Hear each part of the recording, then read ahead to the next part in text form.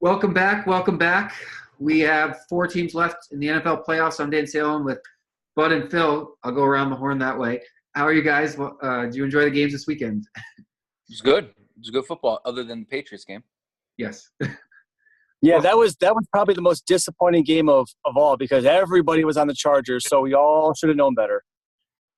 It wasn't even competitive. Yeah, that's what I'm saying. I was disappointed that it wasn't competitive. I think any of them, the Eagles and Saints game was sort of competitive, at least in the score. But It was competitive. I mean, it started off 14-0, but ultimately the Saints just were too much, right? But I don't think the way that the Colts game started out, I think that was probably a little surprising, but not really surprising. I think it was more surprising that the Patriots just put up 38 points in the first half, made it look easy. yeah, It was almost like it was almost like the Chargers just did not want to be in the cold. They just wanted to get the hell out of there. I mean, they had no interest in being in that game.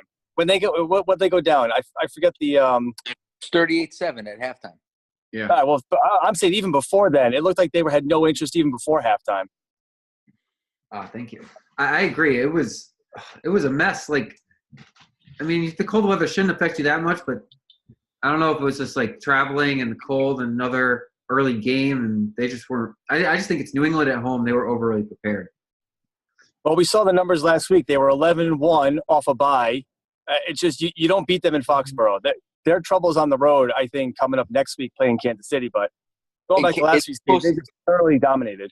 It's supposed to be like 0 degrees at kickoff on Sunday in City, I heard. Well, that's good news for the Patriots because they found the running game, and I mean the Chargers' defense is definitely better than Kansas City's. So I don't see them stopping the New England run. If they can just eat up the clock, that's going to bode well for New England. I mean, how many more years can we deal with this? So it's been 8 years. I'm so tired of it. I was doing the math, right? It's 8 straight AFC championships. Mm-hmm. The last time that they weren't in the AFC championship, the Jets were. Right. And that feels like an eternity ago. It was an eternity. And by the way, can the Patriots get every single call going their way? It is incredible how many calls they get going their way. I texted you guys over the weekend. It's just they get every single call. They get every single play overturned go their way. It's unbelievable.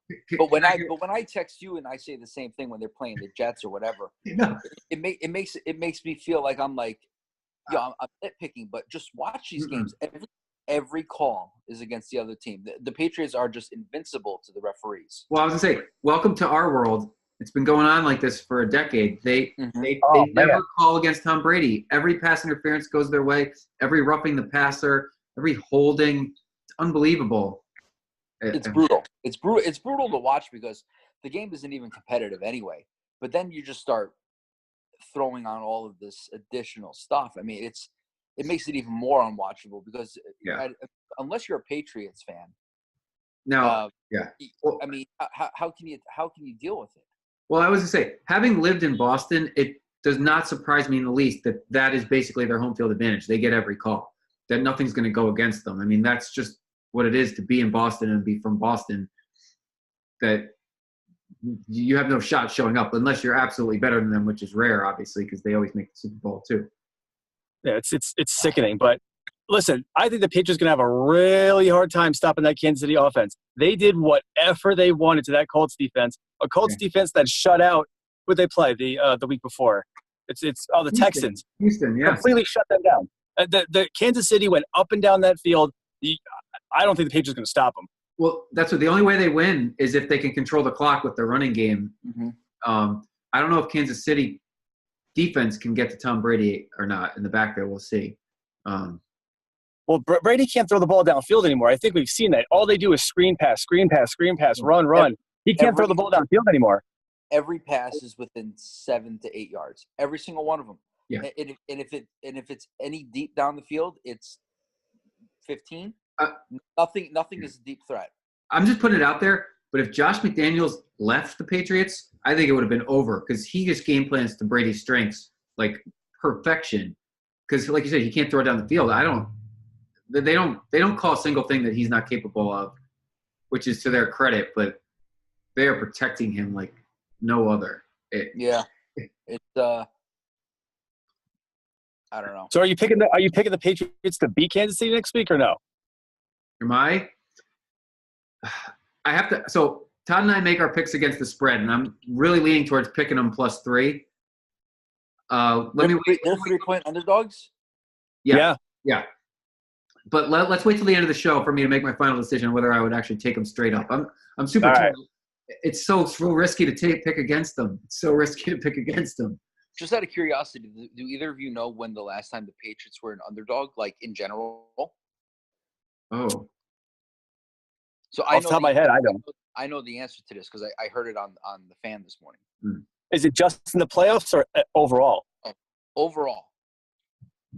They were at least 1 or 2 point underdogs, I think, last season for one game, but I can't remember the details. I swear.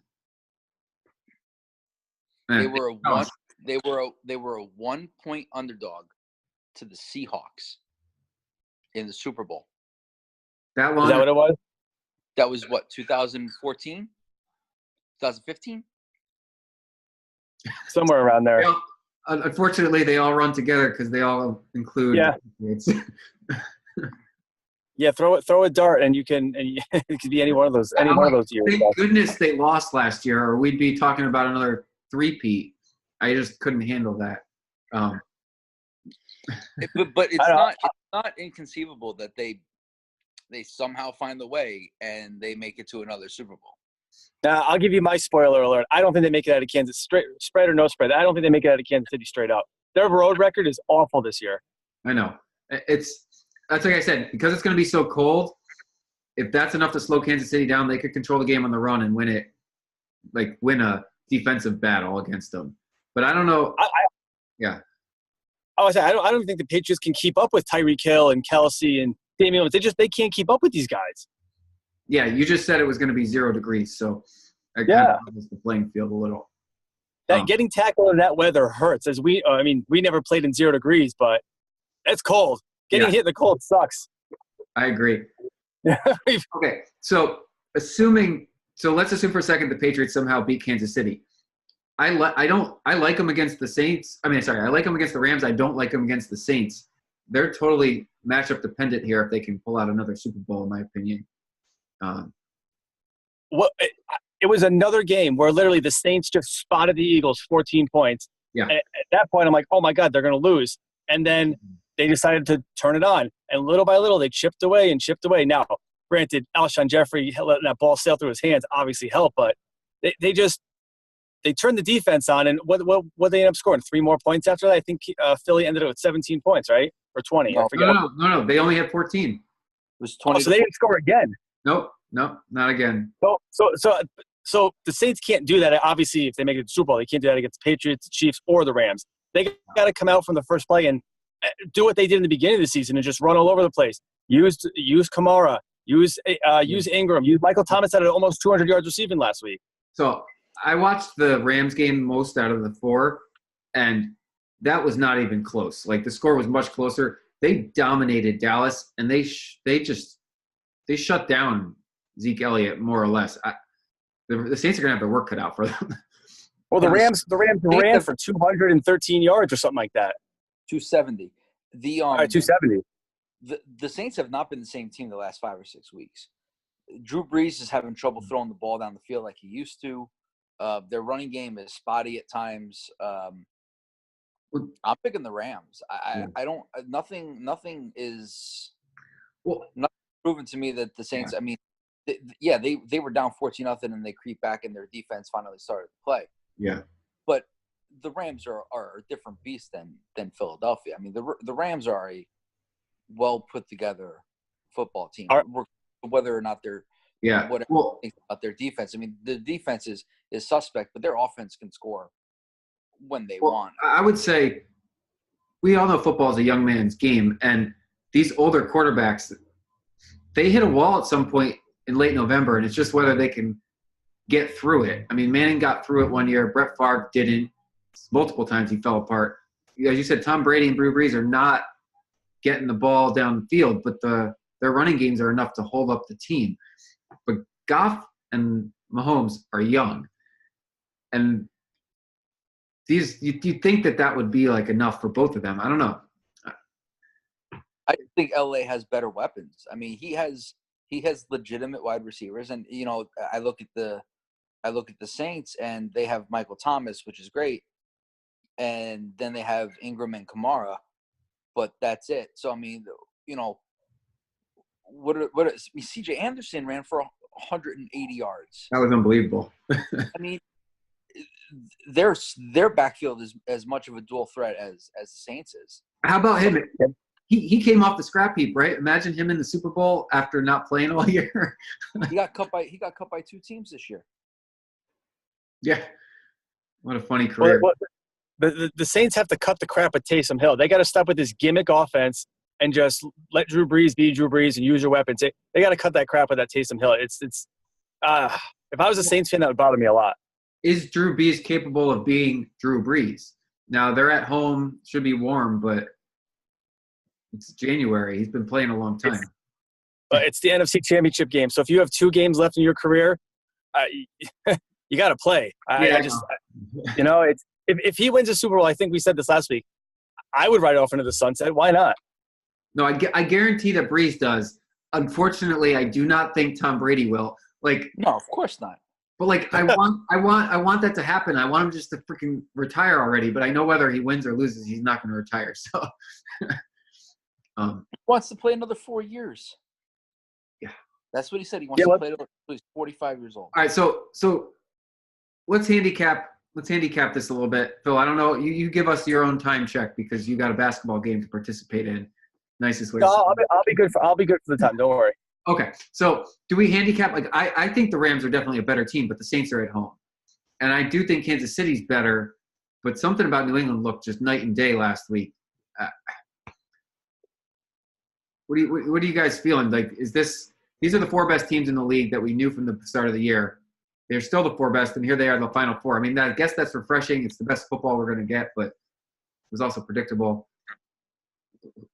It actually is the first time in a very, very long time that both ones and both twos made it to the conference championship. So, and you're right, it's the best 4 teams.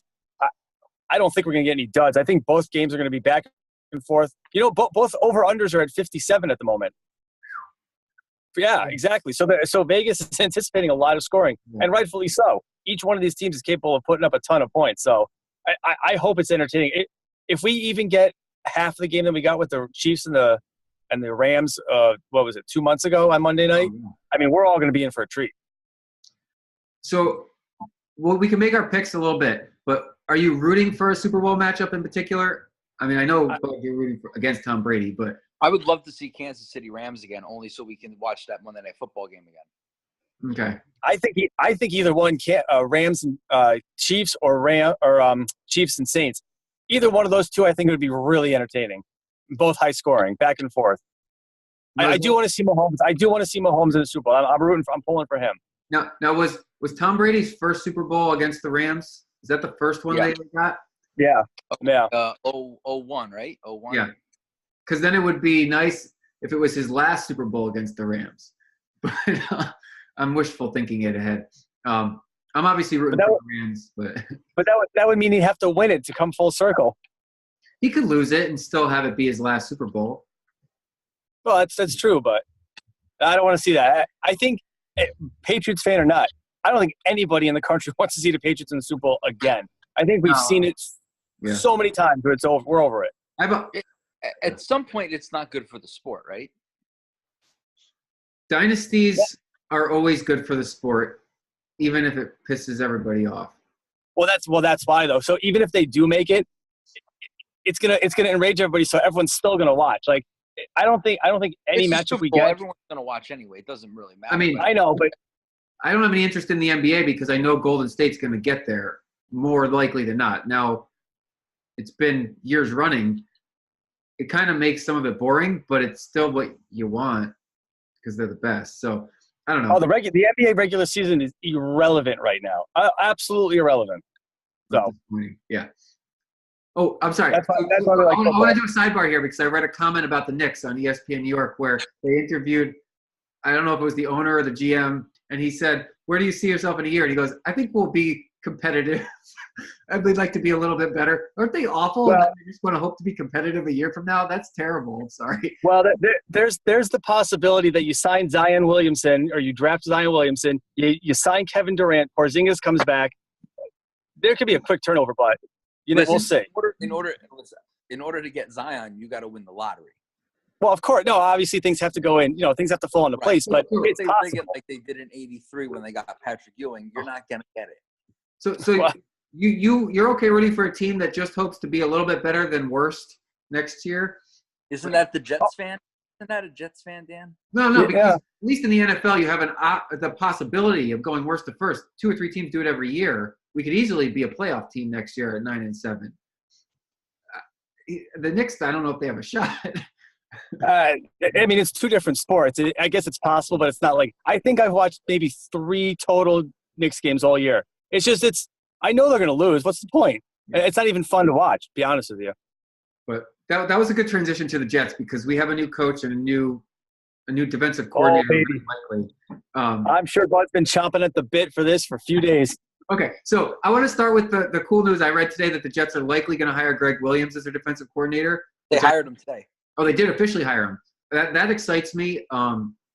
He was rightfully in position to actually be the Browns head coach, and they kind of pushed him aside. He was their interim coach. He was their defensive coordinator. He did great things. I think it was New Orleans, right? He was the defensive coordinator in New Orleans with that whole sniper sparring. Yeah. Adam Gase said he wants a coach of the defense. I don't believe in that whole divide the locker room BS. I mean, Greg Williams would be a great coach for the defense. I don't know. I'm excited about that. I mean, obviously, I'm excited about Gase, and I'm in the minority. So you're definitely in the minority. Well, that's why I wrote a little piece about it on BuzzChomp because I was like, you can only hire who's available, and of the people available, he seemed like the best option because I don't believe in this whole give a coordinator his first job trend. It didn't work out for the Jets last time. So. Dude, everybody that has ever known or think that they knew, what's his name in the Rams? Yeah. It's yeah. You all know what I'm talking about. It slipped my name. Yeah, they're getting jobs all over the place. It's incredible, and it doesn't happen that a first-time head coach has this much success. Yeah, it's happening this year with the Rams, but it doesn't. Or he's in his second year, but it doesn't always translate. And everyone's trying this. So 4 teams are going with people who have no experience. Arizona Cardinals hired the guy from USC. He had like a losing record last year. I know. It's unbelievable because someone like Gase has already had his first shot, had a little success, and more or less failed. I feel like if you fail at your first job, that really sets you up to do well in your second job if you get the opportunity, which he did. That doesn't mean he's going to, but he can only learn from the mistakes he made in Miami, and he's not controlling the roster, which thankfully, I mean, that would have been a trouble spot because he got in trouble. I don't know. We'll see how well he does with the Jets. I mean, obviously you're skeptical. The Jets themselves find ways to screw up good situations, but I'm just happy they hired somebody with experience. Yeah, let's ask Bud. Bud, what's your thoughts on the hirings? What do you think of Crazy Eyes? Do you want the PG or do you want the R-rated version? Just go to town. Don't hold back. That's the whole point of the forum. It's an absolute joke. This guy was selected over Mike McCarthy, which I get. I mean, it's. But you mean to tell me that this is the problem with this franchise? The guy had a losing record, right? But they saw the potential because his team beat the Jets 5 times. They went 5-1. You beat Tom Brady once in 3 years. Okay? Yeah, now keep in mind you have Band-Aid quarterbacks. I mean, with Tannehill, they did have a winning record. But at the same point, players didn't like playing for him. I'm not happy. So listen. I'm not going to pretend that I can convince you that this is good, right? Because I know I can't. But Miami is a shit show of a franchise. Don't kid yourself. And most professional sports teams don't succeed in Miami because, as Colin Cowherd used to like to say, there's a million other things you'd rather do than play sports when you live in Miami without any income tax and shit. There's tons of better stuff to do than in Miami. There's distractions. So Miami's a tough place to play. I think the Dolphins are a crap fest. They always start out hot and they always tailspin. I'm remembering Adam Gase's first season there, and he did very well. And he had a healthy Tannehill, and I think they made the playoffs. He's got a huge chip on his shoulder. I always think that's a positive.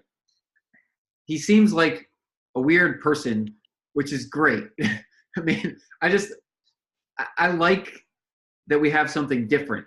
I like that we have an offensive coach. And I like that we got a guy that's on his second chance because he has something to prove. If he sucks, they'll probably can him in a year or whatever. I hope they give him at least 2. But no, don't pull that, because you can't say that they're going to fire him in a year or even 4 years, because you passed on Mike McCarthy. He has a proven record of winning. Okay, he won how many division championships? How many times did he make the playoffs? How many Super Bowl winning coach with Brett Favre, an aging Brett Favre, and then a young Aaron Rodgers? So you passed on him to go with Adam Gase with his buggy eyes. All right, and you can't just give him a year, because what's going to end up happening is that give him 1 year, and then unless it's a complete disaster. No, I know. I mean, I think and then Mike McCarthy's still sitting at home eating popcorn, and then you can call him back. You can call him. I mean, I think all coaches need 5 years. I'm a 5-year guy, because you inherit the last guy's team, you turn it over, and then you got to instill your own system. You need to find coordinators that work with you. Hopefully you do that right away. Doesn't always work. Hopefully you inherit a team that's halfway decent. Doesn't always happen.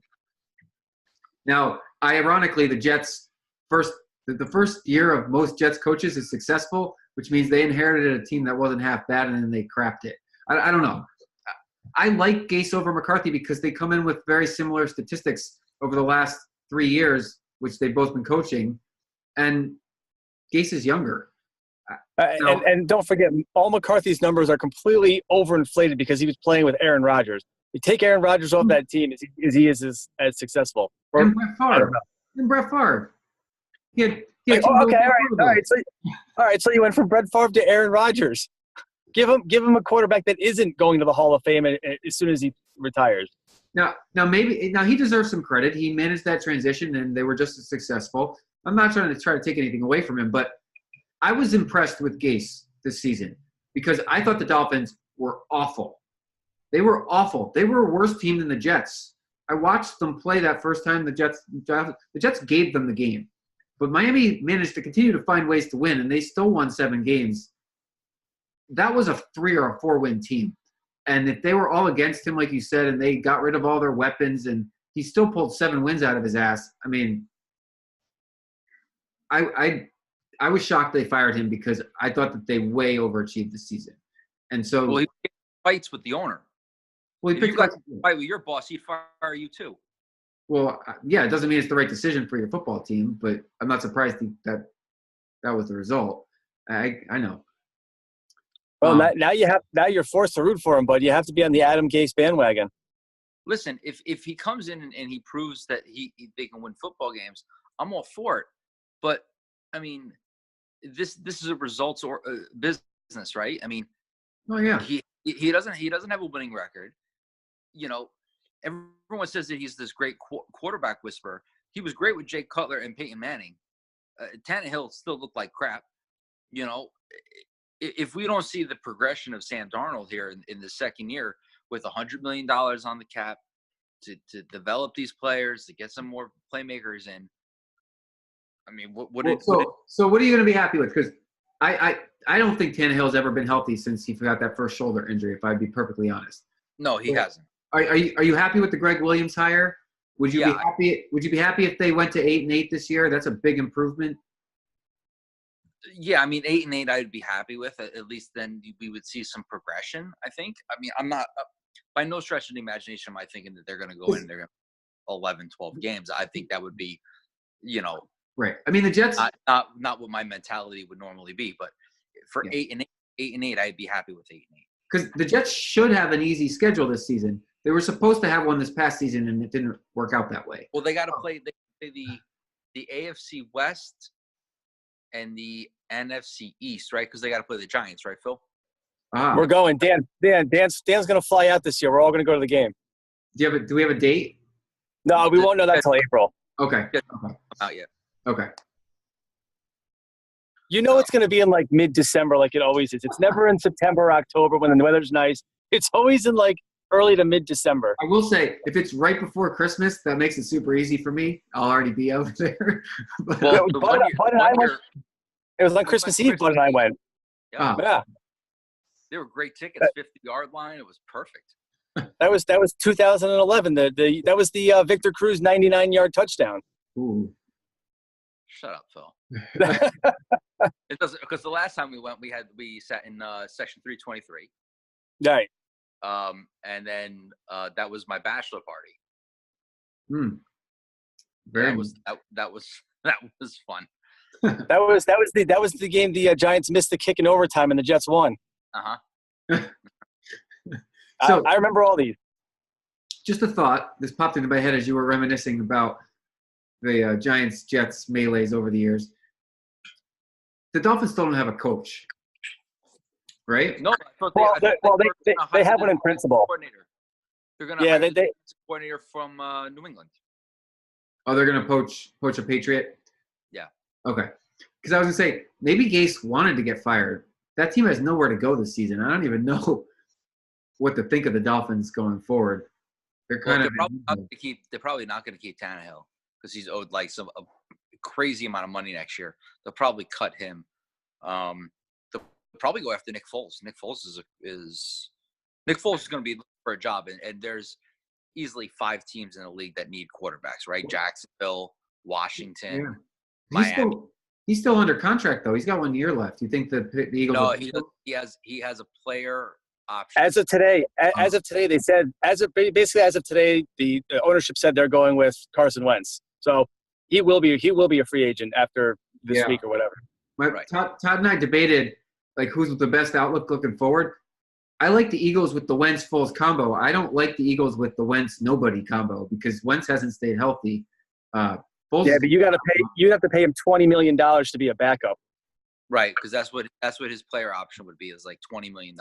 Yeah, except that he's been your starter in December in the playoffs 2 years running, and without him, you'd be nowhere. So I know, but Carson Wentz has that team-friendly contract still, so that's why they're staying with Carson Wentz. Don't kid yourself. No, I'm not saying that he shouldn't be their quarterback. I'm just questioning whether he can stay healthy for a full season. And what do you do? No, I agree with you. I said it a couple weeks ago. He's Tony Romo, 2.0 with the guy who's just going to get injured all the time. Yeah. So we'll see. What do you think about what's the kid's name from Oklahoma declaring for the NFL draft, and he wants $15 million from the A's? Oh, Kyler. Yeah. Go ahead. Yeah, Kyler Murray. Well, he wants money from the A's because he'll get way more from the NFL. Right. So apparently he can declare for the draft, which he did, but he still has time to decide whether or not he wants to play baseball. He has 72 hours to keep his name in for the NFL draft. Now, both of you obviously read my rant on this the other day. He's an idiot. He's an idiot. You can go to baseball. You can spend 1 year in the minors. You make $5 million. All right. It's guaranteed money. Baseball is guaranteed money. After he proves himself in 1 year, he was drafted 7th overall in baseball. So, I mean, those people are usually in the majors within a year. Oh, yeah, much quicker nowadays. Okay. Yeah. So baseball contracts are guaranteed, longevity, they're longer contracts. Or you can go play football and you can get hit once, tear your ACL, get put on injured reserve. You don't get paid for the year. You only get your signing bonus, whatever guaranteed money you get. And then that's it. Or you can go play a sport that is little to no physical contact. You could play until you're 40 years old if you're really, really good, which chances are he probably is because he's drafted so high. And no, I agree. Yeah. Bryce Harper wants $400 million. He's going to get it. He's not going to get it. No, he is. You think he's going to get $400 million? I think he'll get whatever he wants. Well, then somebody would have signed them already. That's a hefty price tag. You got to think about that one before you pull the trigger. But say he doesn't get $400 million, he gets $300 million. What would you do with $300 million? Oh, by the way, it's guaranteed. So even if you get injured and you get hurt for 2 years and you have Tommy John surgery, I know. you're still getting paid $30 million. Bobby Bonilla still gets $1 million a year to not play baseball. And that's until 2025 or whatever. Right. So The Bobby Bonilla Day. I love it. So I agree with you in principle. The other factor is that a lot of people are not scouting him as an NFL quarterback because of the way he plays. So he's also 5'8" or whatever, 5'10", yeah. 5'10". He's our height. I mean, come on. So he has a better chance of being a star in the NFL. I do think. I mean, if he likes both sports equally, there's no question he should go baseball. I can only imagine he doesn't. He could be the face of the Oakland Athletics, the face of a franchise that is a dumpster fire of just they don't spend any money. That's they were in the playoffs last year too, so yeah. Yeah, but I mean, you understand what I'm saying. No, I agree with you in principle. Did you hear what Deion Sanders said? Oh, he said he'd go baseball, yeah. Right. So Deion Sanders played baseball and football, and he said if he had to choose it all over again, he would never put on a football helmet. He would play baseball. Yeah. I mean, it's much easier on your body. Yeah. He's one hit away from just being irrelevant. I hope he goes back to college and gets a degree, because after that he's never playing baseball again. Because no team is. It's much easier for you to go play baseball. Or no, maybe not. I mean, Tim Tebow did it, right? He played football and then he's going to baseball. But look at how far set back he is, right? I'm not sure he's on that level. He wasn't even. I'm not sure he was considered for the draft in baseball or not. But I don't disagree with you. I think the lure of him being the number one pick is very strong, but I don't think he will be. So. Who's got the number one pick? The 49ers, right? Arizona has their franchise quarterback. No, there are a lot of rumors circulating that they're going to trade him and draft a new quarterback. Now, do you believe any of those? They're going to trade. So the coach there, Cliff Kingsborough or whatever his name is, I think he said a couple months ago, if I had the number one pick, I would draft him. Well, lo and behold, now he has the number one pick because he's the Arizona coach. Mm-hmm. I mean, if Rosen's available, I mean, how many teams are going to want to grab that guy on a rookie deal via trade? That'd be it's definitely team friendly. I do wonder if the Giants are actually going to pull the trigger on Dwayne Haskins at number 6. It's possible. It's tempting. I don't know if it's going to happen, but that's going to be there. By the way, at number 6, that decision will be there for them. Yeah, I'm not sure. Better take it. Well, I'm going to say I'm not sure any of these quarterbacks are first-round worthy. There's 3. I don't know if any of them are really first-round players this season. I mean, obviously, at least 1 or 2 of them are going to go in the first round. But Mel Kiper Jr. said Kyler Murray is easily a beginning first-round pick. Well, that's only because there's not a lot of QB competition. I don't know. I think that he should go play baseball and enjoy the sun and the fun. And do you think he actually will? No, I don't. You said he has 70. You said he has 72 hours, right? So he decided yesterday. 72 hours from yesterday. So he declared for the NFL draft yesterday. He has 72 hours from yesterday. So that's what, 4 days? Because I mean, he could just be using this to get a bigger contract from the A's. So basically, he has until Friday. He has until Friday to either he's in the draft or he's removes his name and then he goes to play baseball. Yeah, I mean, it'll be interesting to see what it does to the projected draft board, because I think that's kind of the domino that needs to fall. I still think the first bunch of picks are going to be defensive guys anyway. That's my thought. Nick Bosa is going to go 1. Yeah. To Arizona, as he should. He probably should go there. Yeah, unless they trade that pick to somebody that wants a quarterback. I'm not discounting that. So that's certainly possible. So Greg Williams plays a 4-3, and the Jets have been playing a 3-4 for the last number of years. So if he's playing a 4-3, they better figure out how to get some outside pressure. They need to get another pass rusher. Yeah. So, you either find that in the draft, you either get a defensive end at 3, or you go out and you sign, Fowler or defensive end. That Fowler's not on the contract for next year. That's why Jacksonville traded him, right? I think so. Yeah. So you guys will be available. Be interesting to see how he fills it in. Right. Yep. So I got to run in a few minutes. Let's make our championship picks here for the weekend. I'm going Chiefs and I'm going Saints. I'm taking the chalk. Oh, home teams. I'm taking all 4 home teams won last week, so let's keep it going. I'm taking the chalk. We're only talking 3-point spreads here, so essentially these teams are even on a neutral field right now.